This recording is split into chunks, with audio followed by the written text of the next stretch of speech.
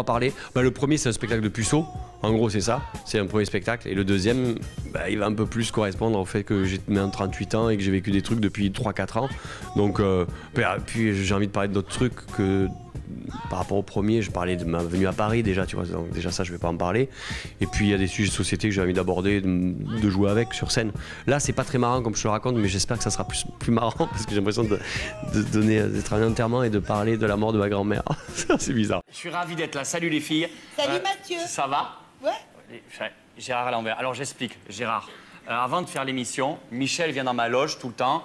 Enfin, il me rejoint sur le trottoir et il me dit... parce que j'ai pas de loge. Et il me dit, Mathieu, il y a Gérard Lanvin, vas-y, mets-lui des vannes, sois grinçant.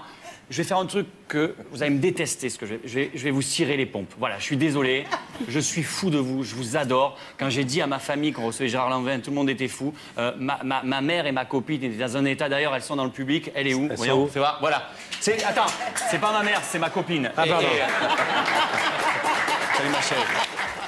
Il y a plein de gens qui aimeraient changer de vie, il y a plein de gens qui font des boulots de merde, où ils se font chier, ils veulent rentrer juste chez eux en attendant le week-end.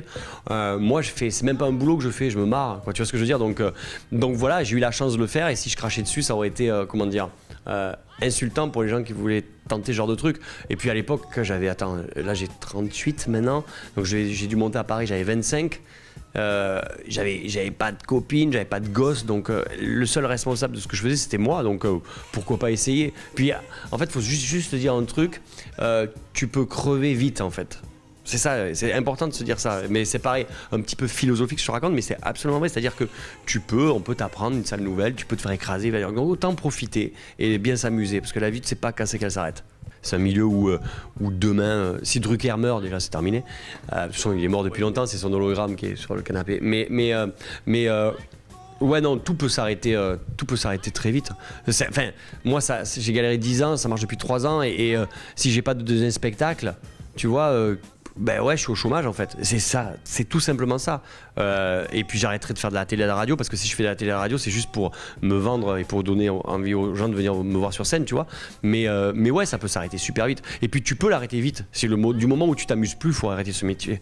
Donc faut faire très attention en fait. Mais ça peut s'arrêter super vite. J'ai plein de potes, je peux te parler de mecs courte manche, tu vois, c'était une star et d'un coup, hop, il a disparu. C'est un métier où ça peut s'arrêter très très vite. Donc autant kiffer et se dire qu'il faut voir à moyen terme, faut voir tous les... dans un an, qu'est-ce que je vais faire? Mais les mecs qui se projettent à 10 ans, c'est pas vrai, c'est des conneries. On pouvait dire ce qu'on voulait de Ben Laden, mais honnêtement, le mec était fort. Le mec, c'était le chef des kamikazes et lui-même, il n'était pas kamikaze. C'est beau quelque part. Non mais qu'est-ce qu'il disait aux mecs pour les motiver? Mustapha, te prends pas la tête. T'essaies une fois, si ça te plaît pas, on arrête. Et c'est ici, je crois que je reçois le coup de fil. Je suis dans la cave, je suis ici, je suis en train de répéter et j'ai un message inconnu en absence. Et salut, c'est Michel Drucker, je t'ai écouté à la radio, est-ce que tu peux dire. Je me dis, quel con me fait une blague comme ça. Je rappelle et c'est Drucker. Et je vais dans son bureau et il me dit, ouais, bah écoute, on va tenter vivement dimanche. Et on a tenté une année, c'était catastrophique, c'était nul. Je passais une fois par mois, je parlais de la télé, c'était inintéressant. Vraiment, c'était pas terrible. Et à la fin de cette première année, il me dit on va bosser, on continue. J'ai dit alors dans ce cas-là on va faire un truc, je viens toutes les semaines et je fais exactement ce que je veux. Bah, quitte à être mauvais, autant que j'assume ce que je raconte. Et donc on a fait ce truc-là, le journal du pire, cartonner des invités, faire des vannes à Charles Aznavour, à Vanessa Paradis, à ça. Et ça marche bien. Et voilà. En fait, c'est comme quand tu cherches de l'or en fait, enfin du pétrole. Tu tapes partout et tu ne sais pas quand ça va sortir. Et là on a trouvé le truc qui fait marrer chez Drucker. Et maintenant médiatiquement, ouais, il y a 4 millions de personnes qui regardent l'émission tous les soirs, donc automatiquement ça te fait la tournée. On aurait dû l'arrêter en janvier. Et là, on l'avait prolongée exprès jusqu'en juin. Et là, on est obligé de la prolonger encore jusqu'à décembre parce que ça marche bien. Donc, c'est grâce à Michel Drucker, c'est grâce à cette exposition-là. Je suis permanénien. Moi aussi, j'ai été soumis à la tentation de la chair. Et plus d'une fois, j'ai failli m'écarter du chemin tracé par Jésus-Christ, notre sauveur. Voir tous ces petites têtes blondes courir dans mon église, moi, ça me... Mais aujourd'hui, grâce à Jérémy, l'enfant de cœur gonflable, je peux enfin assouvir mes pulsions à toute légalité.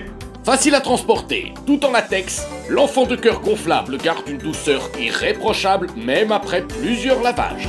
Et surtout, chut, il ne dira rien. Pas vrai, Jérémy? Il peut pas répondre, c'est une poupée. Kader Aoun, alors pour les gens que c'est pas Kader Aoun, c'est un peu le Messi, enfin le Ronaldo ou le Zinedine Zidane de l'écriture. C'est lui qui a écrit 2 spectacles de Jamel Debbouze, c'est lui qui a écrit le Burger Quiz, c'est lui qui a écrit Questions pour Ardisson, enfin bref, tout ça.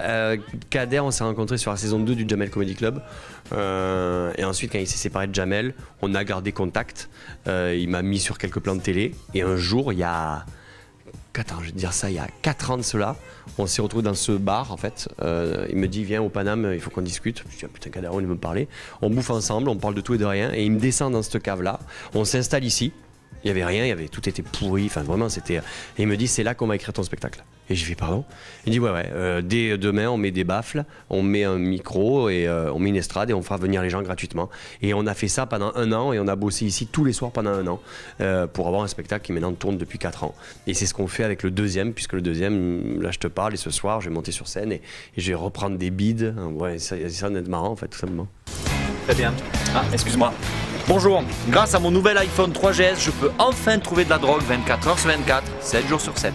Cannabis, crack, cocaïne, héroïne, tout ceci est possible grâce à l'application Éric Zemmour.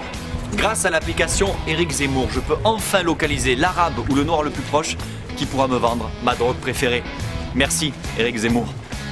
Oula, ça s'affole là. On doit être pas loin de Barbès.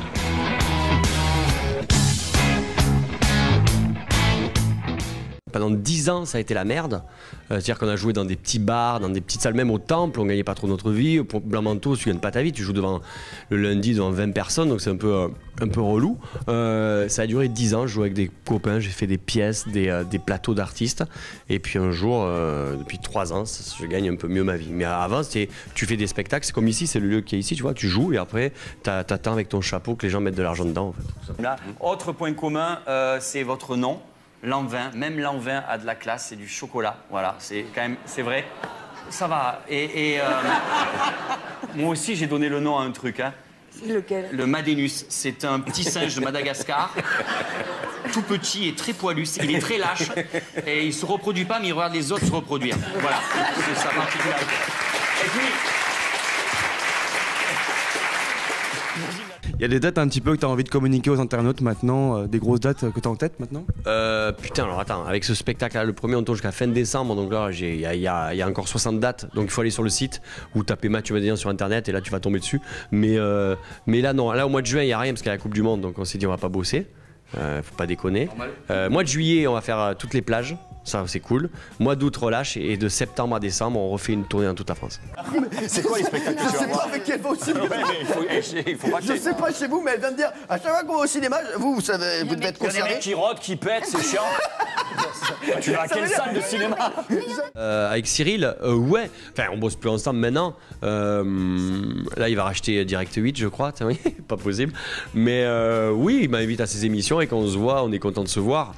C'est resté un mec cool, ouais. Enfin, je crois qu'il est resté cool. Maintenant, on se croise.